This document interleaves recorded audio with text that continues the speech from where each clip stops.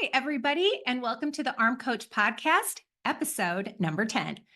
Today, we're going to talk all about exercise and eating habits, what they are, how you create them, and how to change them. I'm your very own Arm Coach, Christine Recker, and I'm happy to have you back listening again with me. So let's get started. I want to start with a really big thank you to all of my followers who are listening each week. I am giving you all the topics that I give my clients, and I hope you're beginning to see that no matter how long you've suffered with your lack of exercise or eating habits, there is nothing wrong with you. And to know that change is always possible. The only time that change isn't possible is if you give up. And giving up, if you're here with me today, is not an option for you. Please know that. If you're enjoying these coaching sessions, please take a few minutes and invite someone who may be interested into the group. I'm so grateful for all of you who've done this already. Let's move now into today's episode, habits and how they relate to your arms. We all have habits, but we're not always aware of what they are. It just seems like we do certain things automatically. But in order to change our patterns of skipping workouts or eating and our patterns of the way we do things, we first need, of course, to become aware of what we're doing. So what is a habit? Now, a habit can be a helpful habit, like brushing your teeth, or an unhelpful habit, like eating when you feel an emotion. But a habit is just a routine or a behavior. It also doesn't have to be something you do. It could be the way that you think. It could be a habitual feeling that you create. And it's something that you repeat regularly. And it's hard to give up because we do it so repeatedly that it becomes a really worn pathway in our brain. It's so automatic that it can feel like it's happening unconsciously. And that's the reason we want to create good habits, because they become easy. Once we have a habit in place, it doesn't require a lot of thought or effort. Once it's created, again, like brushing your teeth, you don't have to think about it. You make a decision, debate about what's the right thing to do. It just feels like you just do it. So when you're first creating a habit, you use willpower to get yourself to do something that's new and something that feels unnatural. But once it's created and practiced, it will feel totally easy and comfortable and natural. And that's your goal. That's why when you shine the light on what you're doing, even if it's something that you're doing that's not helpful, it's still so hard to stop because it's become your routine. The funny thing is that we're painfully aware of our results of our habits, but not so much of the habit itself. Or we may notice what we're doing when we're doing it, but we may tell ourselves that we kind of feel powerless or out of control to stop. I want you to know that all the actions you take are within your control. But if you've practiced a way of doing things, then doing them differently is going to be uncomfortable. I want you to know that and expect that until it becomes a new routine, a new habit. Then it will become easy again. But until it does, it will be uncomfortable. They say that it takes 21 days to form a new habit and to stop doing an old one. This may be true for something really simple, like getting yourself to floss, but to change your exercise and eating behaviors is something that's going to take longer. I want to be upfront with you about that. And I want you to be realistic with yourself because exercise and eating is so tied into your thoughts and your feelings and making multiple decisions each time you go to work out or eat. It's going to be longer than 21 days, and it is going to be more challenging than getting yourself to floss. But know that it doesn't matter how long it takes. It just simply doesn't matter. Your exercise and eating habits that you have become your little rituals. There's a cue, and then there's the behavior, what you do. And then there's the rewards that you get. Let's take an example.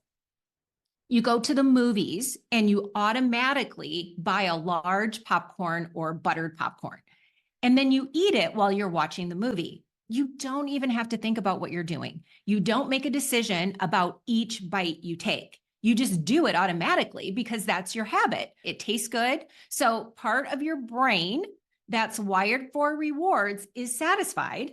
And that part of your brain urges you to keep going. And the movie ends, and you look down at that empty carton of popcorn, and you can't believe it's gone because you didn't even notice yourself doing it. And that is your movie eating habit. Or here's another one. You have a long day at work.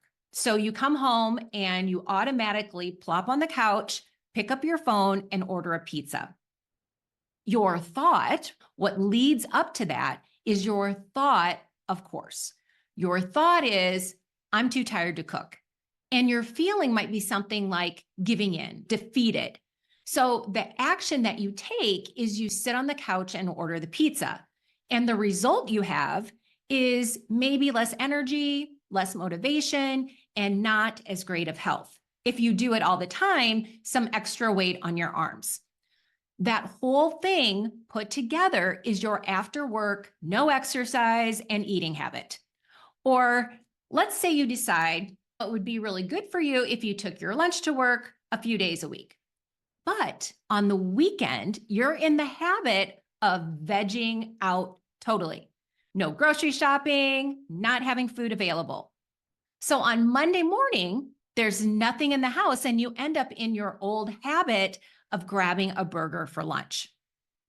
You don't like your habit and you don't like the results it gives you, but you feel powerless.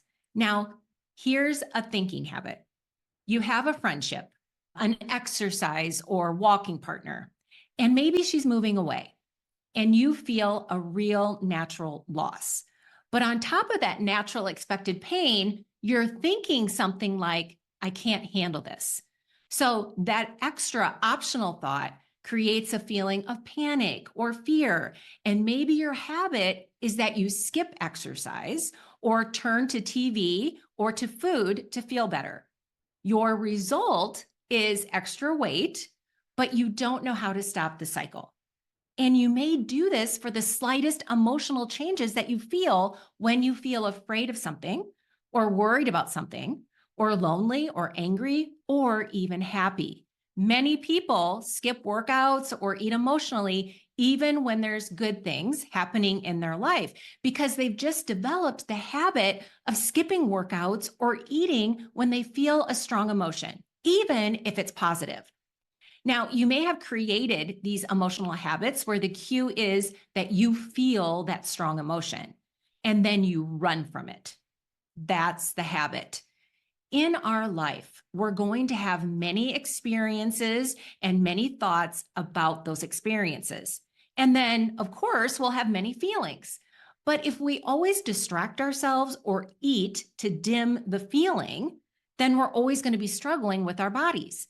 So think about what your exercise or eating habits are. Think about when you do them and make a list of them. What do you do? When do you do it? And exactly what do you do? What are the steps you take? Now, let's back up a little bit and think about what this habit is costing you. In the moment, of course, you think it's worthwhile. But when you're peaceful, you can see that no amount of distraction or delicious food is worth the pain that you're causing yourself.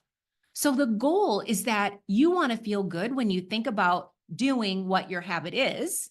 You want to feel good while you're doing your habit, and you want to feel good after it's done. So in the moment, if you say to yourself as you're upset and you're staring down a piece of cake, do I really want this? It's not a good question because, of course, in that moment, your answer is going to be yes. But how will you feel when you're done eating it? It's not about the food. It's about managing those feelings without the food. If you have identified a negative exercise or eating habit, let's get clear on its cost to you. What are the ways you pay for doing it?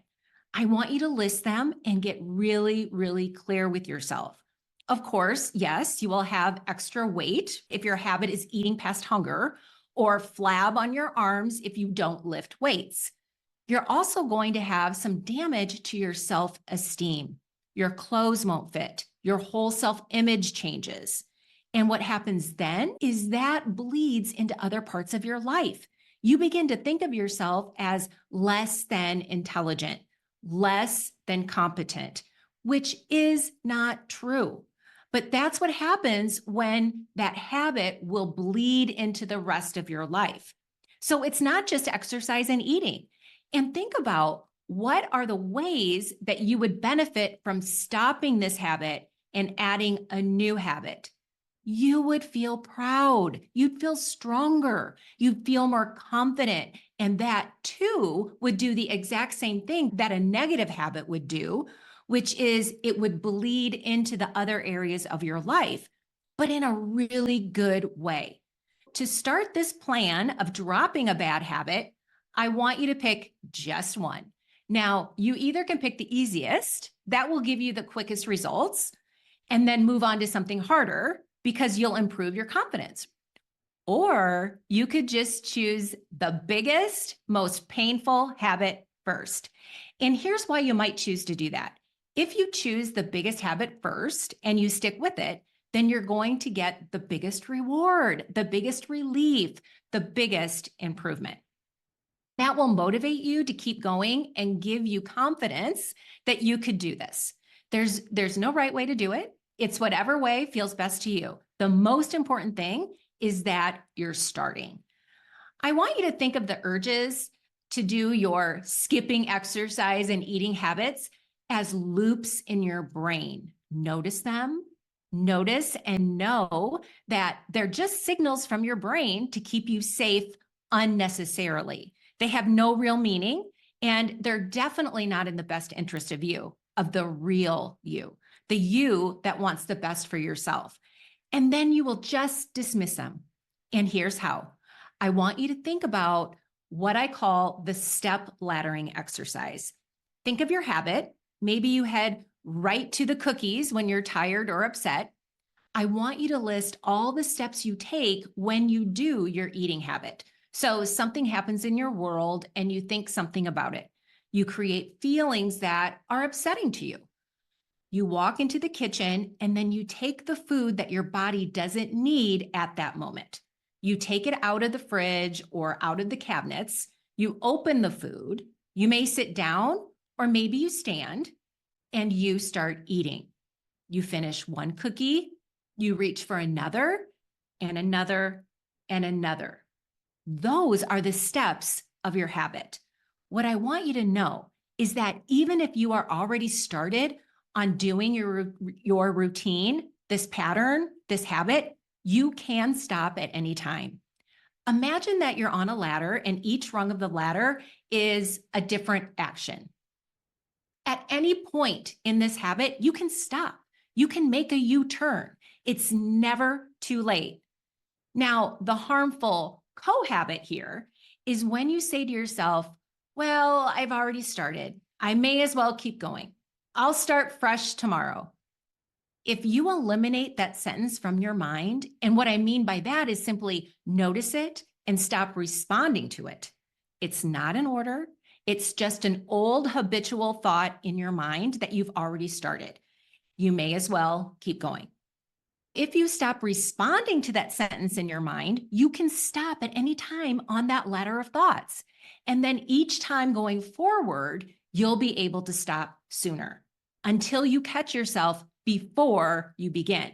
And that habit will no longer have power over you.